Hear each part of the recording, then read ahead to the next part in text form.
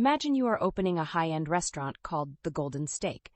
You have $10,000 of your own hard-earned savings. That is your equity.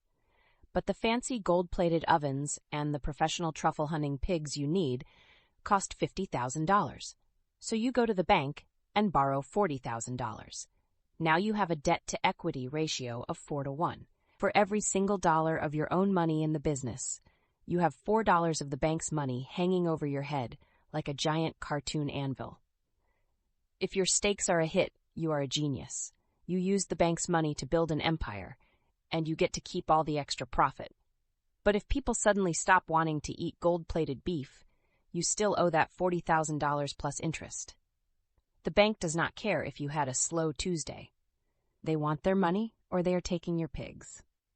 The debt-to-equity ratio is essentially a financial courage meter. It tells you how much a company is gambling with borrowed cash to fuel its growth. To calculate it, you just take all the company's liabilities and divide them by the total shareholders' equity.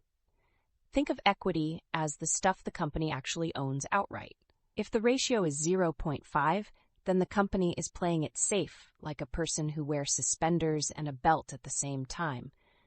They have twice as much of their own value as they have debt. If the ratio is 5.0, the company is basically a professional tightrope walker performing over a pit of hungry crocodiles during a hurricane. Now, you might think that having zero debt is always the best move, but in the world of big business, being debt-free can actually be a sign of a lazy company. Imagine a construction company that refuses to take out a loan for a new bulldozer. They are digging a massive skyscraper foundation using nothing but plastic beach shovels because they want to stay debt-free. They are safe, but they are also going to be finished with that foundation sometime in the year 3000. Debt is like rocket fuel. Used correctly, it can blast a company to the moon. Used incorrectly, it just makes the explosion much bigger when things go wrong. The trick is knowing what kind of business you are looking at, because a good ratio for one company is a death sentence for another. Take a massive utility company that provides electricity to a whole state. They have huge power plants and thousands of miles of wires. They borrow billions of dollars to build this stuff. Their debt-to-equity ratio might be 2 or 3. Investors are totally fine with this because people are not going to stop using electricity tomorrow. The cash flow is as predictable as a sunrise. They can handle the debt payments like a champion. Compare that to a trendy clothing brand that makes neon-colored jumpsuits for cats. Fashions change faster than a TikTok dance. If that company has a debt-to-equity ratio of 3, they are in massive trouble. The second cat owners decide that neon is out and beige is in. When your sales are unpredictable, high debt is a ticking time bomb. This is why software companies usually have very low debt. They do not need to buy factories or power plants, they just need some computers and a lot of coffee. If a software company has massive debt, you should start asking if they are secretly using that money to buy a fleet of private jets for their executives. You also have to watch out for the dreaded negative equity.